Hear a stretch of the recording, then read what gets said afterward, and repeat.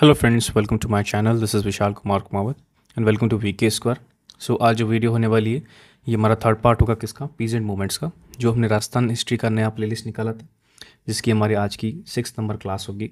ठीक है, तो मैं आशा करता हूँ कि आपकी ये तबीयत सही होगी और सब सही चल रहा होगा और अच्छी तरह से मेहनत कर रहे हो, आप पढ़ाई कर रहे हो। ठीक है, तो बिना किसी देरी के फटाफट स्टार्ट करते हैं। तो आज टॉपिक क्या पढ़ेंगे? आज सिर्फ एक टॉपिक पढ़ेंगे जिसका नाम है बीकानेर मूवमेंट। अब देखो, मैं चाहता हूँ कि एक वीडियो में सारी चीज़ें नहीं एक साथ डालूँ, क्योंकि वो चीज़ मैं कह सकता हूँ वीडियो लंबी भी हो जाती है, ऊपर से काफ़ी बर्डन भी हो जाता है और वो कंटिन्यूटी नहीं बनती। तो इसलिए मैंने ये चीज़ नई चीज़ करी है कि मैं topic come come he पढ़ाऊँगा, but ये है कि वीडियो कंटिन्यू रखूँगा। ठीक है, ताकि आपको भी लगे कि चलो वीडियो कंटिन्यू आ रही है। तो देखो, आज की जो वीडियो है उसका जो सेशन है या उसका जो टॉपिक है, तो हम आज पढ़ेंगे बीकानेर पीजेंट मूवमेंट के बारे में पढ़ेंगे। तो स्पेशली बीकानेर के बारे में पढ़ेंगे। पहले मुझे लगा था कि ये छोटा था, but this is not small topic. Bikaner movement भी काफ़ी बड़ा टॉपिक है, यहाँ से क्वेश्चन भी बनते हैं। ठीक है, तो ये जो भी एग्ज़ाम्स की तैयारी करो, भले वो आरपीएससी का हो, वीडियो हो, एलडीसी हो, सीईटी हो, first grade, second grade, third grade, AO, RO, JN, जो भी एग्ज़ाम है जहाँ पर राजस्थान हिस्ट्री पूछी जाती है, उन सब के लिए वैली हेल्पफुल रहेगा। ठीक है, और सबसे पहले आपको ये कहना चाहता हूँ, अगर आपको मेरा कंटेंट अच्छा लगता है तो please like, share and subscribe. और ये मेरा टेलीग्राम ग्रुप चैनल है। यहाँ पर क्या होगा, जो भी मैं वीडियोस पढ़ाऊँगा, इस वीडियोस की सारी जो पीडीएफ है वहाँ पर अवेल हो जाएगी। और इस चैनल पे मैं काफ़ी सारे क्विज़ भी कराता हूँ। तो अगर आप चैनल ज्वाइन करोगे तो आपको क्या डेली बेसिस पे क्विज़ मिलेंगे। तो उसमें क्या होगा, आपकी प्रैक्टिस के अंदर आपका आदत हो जाएगी काफ़ी सारे क्विज़ देने की। और उसमें ज़्यादातर पीवाई क्यू क्वेश्चन कराता हूँ, तो इसमें आपको दिक्कत नहीं होगी। ठीक है, तो अब फटाफट बिना किसी देरी के फटाफट स्टार्ट करते हैं। ठीक है, तो आज का जो टॉपिक है बीकानेर पीजेंट मूवमेंट। अब देखो, मैंने आपको पहले बता चुका हूँ कि पीजेंट मूवमेंट क्यों हुए थे। क्योंकि फीडल्स और जो भी राजा थे जिस टाइम पे, जो अंग्रेज आ गए थे 1818 के बाद के अंदर, जो इंग्लिश या ईस्ट इंडिया कंपनी आई थी, तो उन्होंने अपना डायरेक्ट कंट्रोल करना स्टार्ट कर दिया था। और उनको सिर्फ एक चीज़ से मतलब था, किससे मतलब था? रेवेन्यू से या पैसों से मतलब था। तो वो क्या करते थे, एक तरह से मैं कह सकता हूँ कि फोर्सफुली जो भी फिडल्स और फिडल लॉर्ड्स या लैंड लॉर्ड्स है या जागीरदार है या किंग है, उनको बोलते थे कि हमको फटाफट, मतलब कह सकता हूँ एज अ टैक्स या रेवेन्यू हमको चाहिए। तो वो क्या करते थे कि जो लोग दे सकते थे वो दे देते थे, लेकिन जो वो चीज़, तो ये सारी चीज़ें हमारे पास हमने ऑलरेडी पढ़ चुके हैं। ठीक है, तो आज जो पढ़ेंगे बीकानेर के बारे में, तो हमको पता है बीकानेर का पहले मैपिंग के अंदर पता होना चाहिए कि बीकानेर स्टेट कहाँ पर आता था। तो देखो, जोधपुर के जस्ट नॉर्थ के ऊपर, जिसके अंदर बीकानेर, आज का जो बीकानेर डिस्ट्रिक्ट है, वो ऊपर गंगानगर, हनुमानगढ़, थोड़ा सा मैं कह सकता हूँ चूरू, झुंझुनू, और लास्ट शेखावटी तक, और थोड़ा सा नागौर का पार्ट। और साउथ के अंदर जाए तो मतलब मैं कह सकता हूँ नागौर और थोड़ा बहुत जोधपुर का पार्ट।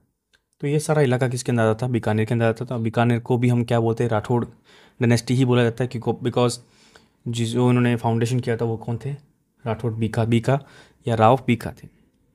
ठीक है, तो अब यहाँ पर बात करते हैं। तो देखो, पहली तो बेसिक चीज़ें यही हैं कि यहाँ पर टैक्स ज़्यादा होंगे। ठीक है, ऊपर से फोर्स लेबर या बंधुआ मजदूरी होगी, और ये सारी चीज़ें तो होगी। तो ये चीज़ तो यहाँ पर होगा, बट यहाँ पर इंपॉर्टेंस क्या है बीकानेर के अंदर, वो हम यहाँ पर चेक करेंगे। ठीक है, तो देखो क्या क्या लिखा हुआ है। Similar to other areas of movement, the peasant या farmers of Bikaner were also not free from the atrocities of feudals and taxes in Bikaner. ठीक है, सिमिलर टू अदर एरियाज, जो जो हमने अदर एरियाज पढ़े उनसे सेम टू सेम जो peasant और फार्मर थे बीकानेर के, they were not also free from the atrocities of feudals and taxes in Bikaner. तो वो ऐसा नहीं है कि यहाँ बीकानेर के अंदर टैक्सेस इन सबसे फ्री थे। ठीक है, वहाँ पर भी थे। There were several types of taxes like rent revenue tax, लाख बाग, पशु के ऊपर जो टैक्स होता था कैटल टैक्स, और फोर्स लेबर बंधुआ मजदूरी। तो ये सारी चीज़ें यहाँ पर पहले से थी। अब क्वेश्चन पूछा जाता है बीकानेर के अंदर सबसे पहले मैं कह सकता हूँ आंदोलन या पीजेंट मूवमेंट स्टार्ट कहाँ से हुआ था। तो जो बीकानेर का जो नॉर्थ पार्ट है, जिसको बोलते हैं हम गंगानगर, जिसको किसने बसाया था? महाराजा गंगा सिंह ने। तो वहाँ से यहाँ पर स्टार्ट हुआ था। तो in Bikaner the peasant movement was started from agriculture sector from Ganganagar. ठीक है, तो गंगानगर से स्टार्ट हुआ था, और कहाँ से? एग्रीकल्चर सेक्टर से स्टार्ट हुआ था। अब आगे क्या है, इसमें भी काफ़ी सारे सब डिवीजन है बीकानेर के। तो पहला डिवीजन क्या है? गंगानगर की बात करें। अब यहाँ पर peasant movement start from Ganga canal reason.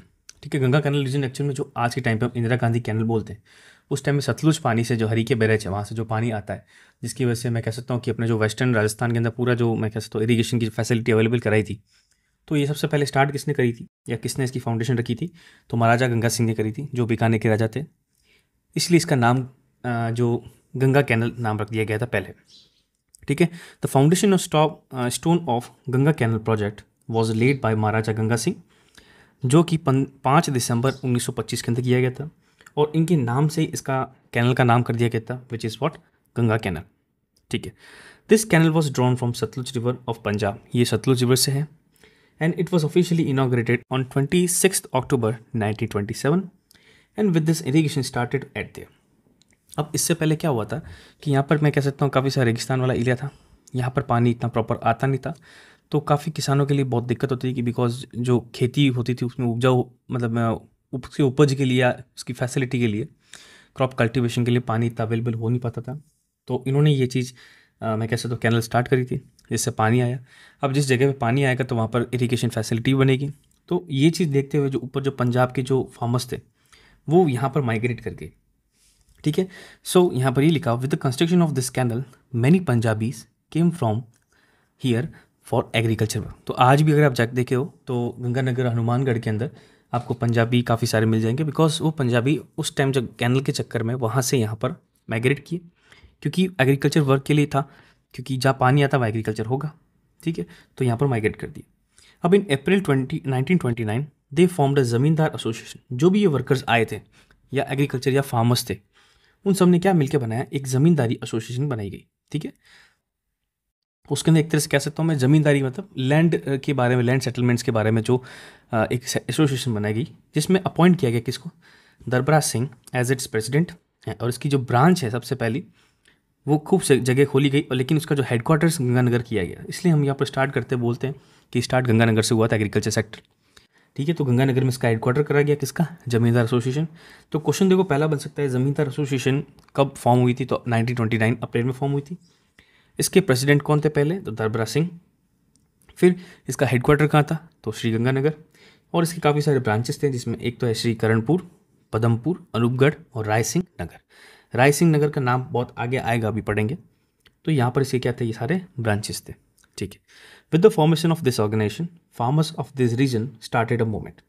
इस इस एसोसिएशन का फॉर्म होते ही वहाँ के जो फार्मर्स थे उन्होंने क्या स्टार्ट कर दिया, मूवमेंट स्टार्ट कर दिया। क्यों पहले से बता रहा हूँ मैं आपको, टैक्सेस काफ़ी सारे थे। ठीक है। लाख बाग लगता था, जो भी दिक्कत होती थी, एट्रॉसिटीज़ थी, कैटल टैक्स था, तो ये सब तो दिक्कत हो ही रही थी। अब वो कह सकता हूँ कि देखो, प्रोटेस्ट आदमी या मूवमेंट तभी स्टार्ट हो सकता है जब आदमियों या मतलब जो भी प्रोटेस्ट करते हैं उनके बीच में यूनिटी आ जाए। और यूनिटी एक इंस्टीट्यूशन या एसोसिएशन या कुछ मैं कह सकता हूँ यूनियन के रेस्पेक्ट में आएगी। तो फटाफट जो जमींदार एसोसिएशन बनी, तो उसमें क्या हुआ, फार्मर्स को, पीजेंट्स को लगा कि हाँ ये एसोसिएशन है, यहाँ पर हम गैदरिंग कर सकते हैं और यहाँ पर हमारी बात रख सकते हैं और हमारा जो दुख पीड़ा है उसको हम शेयर कर सकते हैं। ठीक है। तो सबसे पहले उन्होंने क्या किया, उस एसोसिएशन के through first of all a demand letter of their problems was prepare. सबसे पहले तो भाई इनके जो डिमांड लेटर है कि उनकी क्या क्या मतलब पीड़ा हो रही है, क्या प्रॉब्लम हो रही है, वो चीज़ प्रिपेयर करी। कहाँ पर, इन द मीटिंग ऑफ जमींदार एसोसिएशन, जो कि गंगानगर में हुई थी। कब, 10 मई 1929 में। So the zamindar association started from 1929, और इसने कब तक सर्व किया, to the interest of its member till 1947। ठीक है। अभी देखो इकलौती ऐसी एसोसिएशन है जो इतनी लंबी चली, मतलब इतनी लंबी इसलिए चली बिकॉज ये पीसफुल थी, ये वायलेंट सेक्शन में नहीं गई थी। Most it's activity remains constitutional and peaceful. Maximum इसकी कॉन्स्टिट्यूशनल थी, मतलब संवैधानिक के रूप में थी, और पीसफुल मतलब शांतिपूर्वक थी, इसलिए काफ़ी लंबी चली। और अगर मैं कैसे तो नॉन वायलेंस चलती है तो वो चीज़ क्या कर जाते हैं, सप्रेस कर दी जाती है। किसके बारे में, मतलब किसके थ्रू, या तो राजा के थ्रू या फेडरल राइट के थ्रू। ठीक है। अब यहाँ पर देखो इंपॉर्टेंस ये याद रखना कि जो बीकानेर जो जगह है, पीजेंट मूवमेंट्स जहाँ पर हुए, तो ऊपर नॉर्थ के अंदर, वहाँ पर ज़्यादातर कौन से कास्ट रहती थी, जाट रहती थी। ठीक है। तो जाट फार्मर ज़्यादा थे। तो many Jat representative of Bikaner actively participated in the convention of all India Jat Mahasabha held in Jhunjhunu. तो देखो झुंझुनू में एक ऑल इंडिया महासभा हुई थी, और हमने जस्ट इससे पहले पिछली वीडियो में सीकर के बारे में पढ़ा, जहाँ पर एक महायज्ञ किया गया था जाट प्रजापति सभा का। तो वो भी चीज़ यहाँ पर ही मेंशन होगी। तो वहाँ पर जब खूब सारे लोग आए थे, तो यहाँ से भी वहाँ लोग गए थे सीकर के अंदर। And in the huge Jat Prajapati Mahayagya held in Sikar from 28 to 26 January 1934, वहाँ पर भी ये गए थे। ठीक है। As a result of this incidents the Jats of Bikaner state also got the courage to raise their voice against the landlords and they became politically conscious. अब इस लाइन का मतलब ये होता है, देखो जो सीकर में हुआ था, ठीक है, सीकर के अंदर इतना किया था, फिर उनका जो हाथी, मतलब जो कौन थे, कल्याण सिंह थे, उन्होंने, उनके परिवार वालों ने हाथी को चुरा लिया था, या मतलब अगवा कर लिया, किडनैप टाइप कर लिया था। फिर बाद में उन्होंने धमकी दी थी जयपुर के महाराजा को कि अगर ये वापस नहीं आया तो पूरे जयपुर में दूसरी जगह भी यहाँ पर कॉन्सिक्वेंसेज फेस करने पड़ेंगे। तो ये इतनी सारी चीज़ें हो रही थी, तो ये जाट सभा के सामने हो रही थी। तो वहाँ पर जो लोग थे गंगानगर से भी आए हुए थे, बीकानेर स्टेट से भी आए हुए थे, तो उनको ये चीज़ दिखा और उनको लगा कि हाँ, हमारी अगर बात में हम रख सकते हैं तो हमारी जो डिमांड्स है, हमारे पे जो मैं कह सकता हूँ अट्रॉसिटीज़ हो रही है, तो इसको हम रिजॉल्व कर सकते हैं। ठीक है, तो ये चीज़ देख के उनको क्या मिला, करेज मिला। So the Jats of Bikaner state also got the courage to raise their voice against the landlords and they become politically conscious. तो थोड़े से मैं कह सकता हूँ उनको दिमाग में थोड़े होशियार हुए। फिर इसके बाद में क्या हुआ कि वहाँ पर जो एरियाज थे उसको क्या बोलते थे, जागीर एरियाज। आज अगर मारवाड़ के अंदर या मेवाड़ कहीं भी बात करते हैं तो जागीर का मतलब क्या होता है, ज़मीन को मैं कह सकता हूँ एज अ लीज, या उसको जागीर देना, मतलब कि तू इस ज़मीन पे जो भी ओनर है उसको बोलेंगे ज़मीन पे आपको जो भी रेवेन्यू जनरेट करना है आप उस रेवेन्यू को मुझे दे दो, बाकी आपकी ज़मीन आपकी हो जाएगी। तो वो पुराना टाइम होता था, तो जागीरदार बोलते थे इसको, जो लैंडलॉर्ड्स उनको क्या बोलते थे, जागीरदार। So the majority of Bikaner residents were of the Jat caste. ठीक है, ये मैंने बता चुका हूँ। But this movement was free from casteism. तो यहाँ पर कास्टिज्म नहीं था। ठीक है, in these areas the jagirdar used to take about 37 types of taxes from the farmers. तो ये जागीरदार के जो एरिया थे, यहाँ पर जो लैंडलॉर्ड्स थे, यहाँ पर 37 टाइप के टैक्स लेते थे। किससे? फार्मर्स से। तो यहाँ पर देखो 37 टाइप के मतलब टैक्सेस है, तो आपको ध्यान पड़ रहा है कि कितना मतलब हालत ख़राब हो जाती थी। Basically farmers movement was started in protest against taxes and forced labour. ठीक है, जो फार्मर्स मूवमेंट जो स्टार्ट हुआ था, तो ये बेसिकली टैक्सेस और फोर्स्ड लेबर के अगेंस्ट स्टार्ट हुआ था। ठीक है, और फर्स्ट सबसे पहले स्टार्ट कहाँ से होता है, गंगानगर से। तो क्या एक्चुअल में कह सकता हूँ एसोसिएशन बनी थी, बट प्रोटेस्ट स्टार्ट हुआ था 1937 उदासर। क्या नाम है? उदासर। तो peasant did this when they protested against illegal taxes and forced labour. अब इनमें जो नाम आते हैं important, the leader of the farmers here was Jagjivan Chaudhary. ये भी जाट ही थे। तो लीडर कौन थे फार्मर्स के उस टाइम में? जगजीवन चौधरी, जिन्होंने क्या किया था, presented of problems of Bikaner farmers before the Maharaja. उस टाइम महाराजा कौन थे? गंगा सिंह थे। ठीक है, and other officers, but there was no success in it. उन्होंने अपनी डिमांड तो रखी, बट उसमें कोई उनको सक्सेस नहीं मिली। तो आगे क्या किया, ये चीज़ कंटिन्यू चली। अब कंटिन्यू कहाँ चली, तो देखो एक ठिकाना है बीकानेर का जिसका नाम है महाजन। ठीक है, तो देखो ऐसा एक्चुअल में देखो, ये आपको लग रहा होगा सर आप अलग अलग जगह के बारे में बता रहे हो। देखो बीकानेर का पूरा स्टेट उसमें अलग अलग जगह होता था।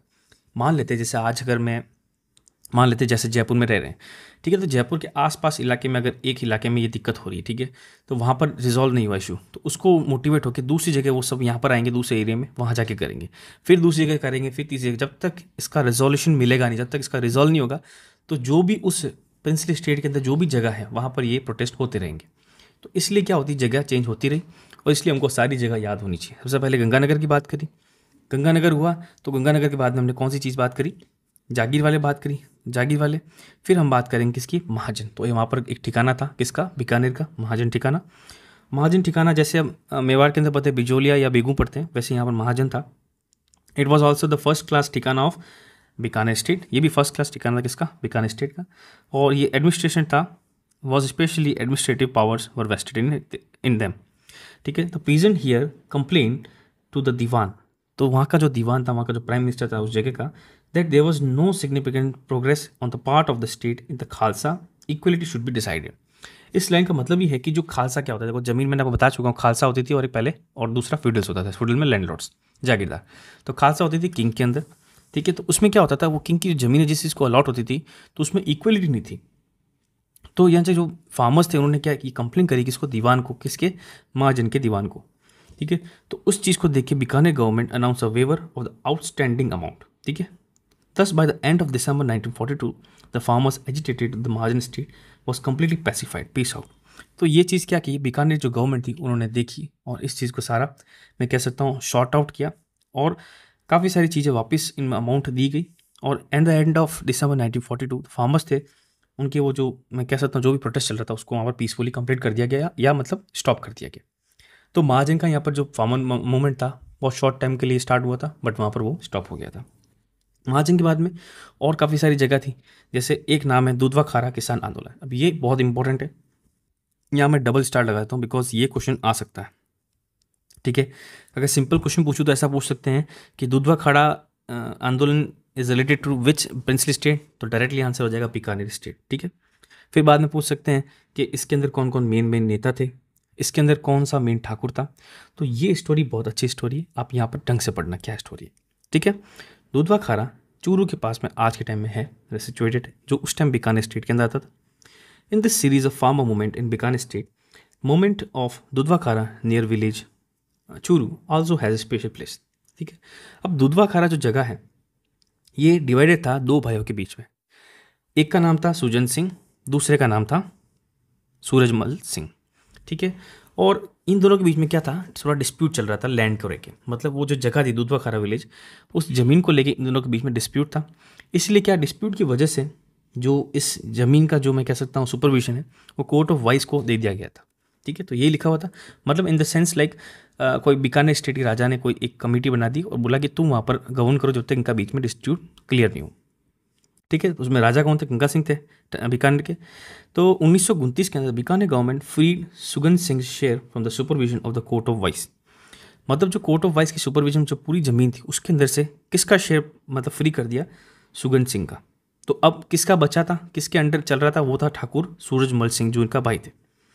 ठीक है, जो half of village of Dudhwa लेकिन जिसमें लमसम 300 बीघा जमीन थी। ठीक है, जिसको चौटबेयू करके बोलते हैं। And subsistence land of this younger brothers this was कॉन्फेस्टिगेटेड।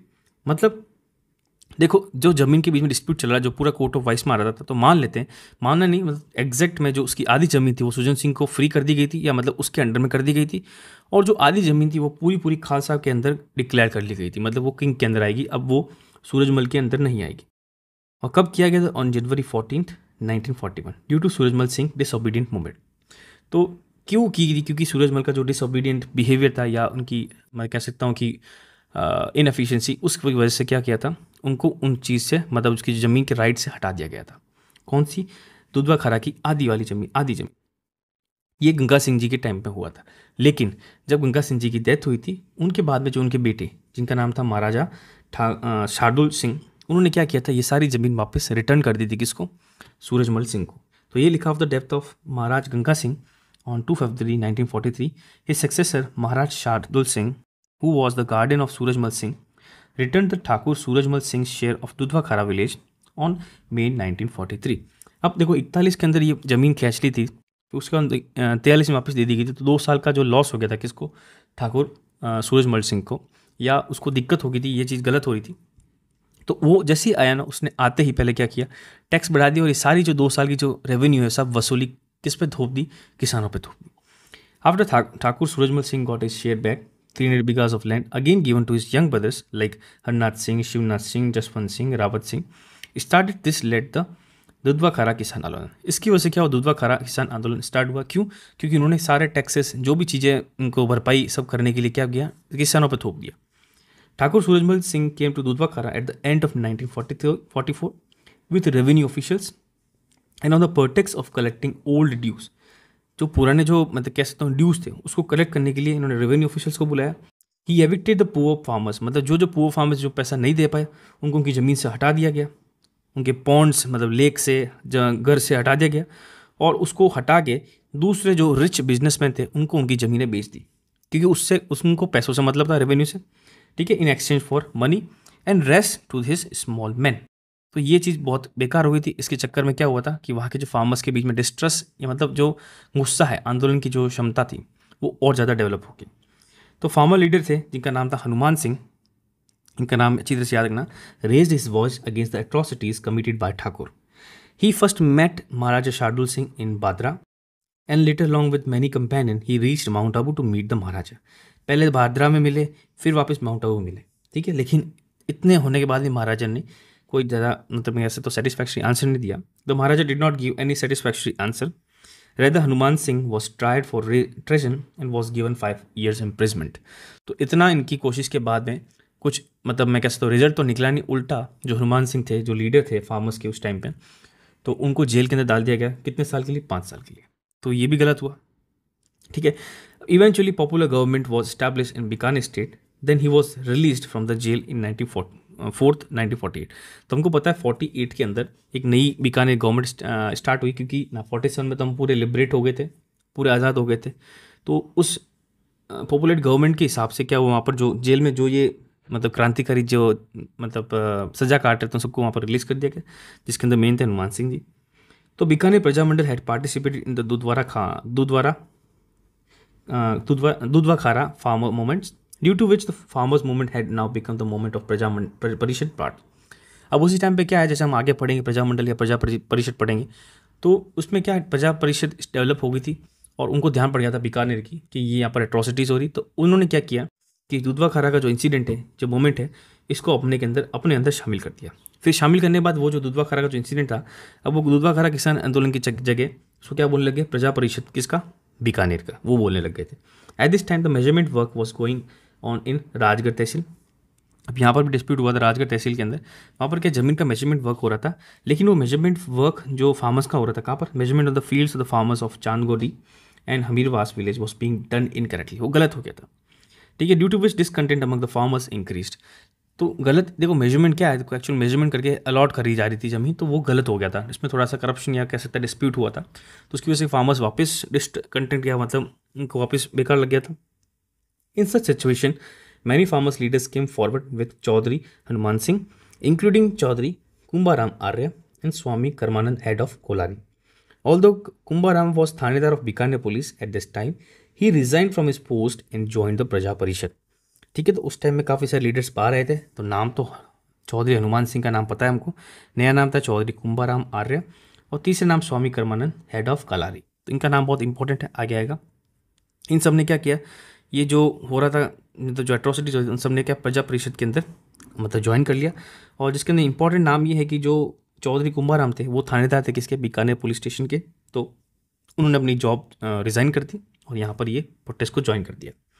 तो first meeting of farmers was held in Lalana village in April 7th, 1946, in which tricolor flag was hoisted and the anti-farmer policies of the state were criticized.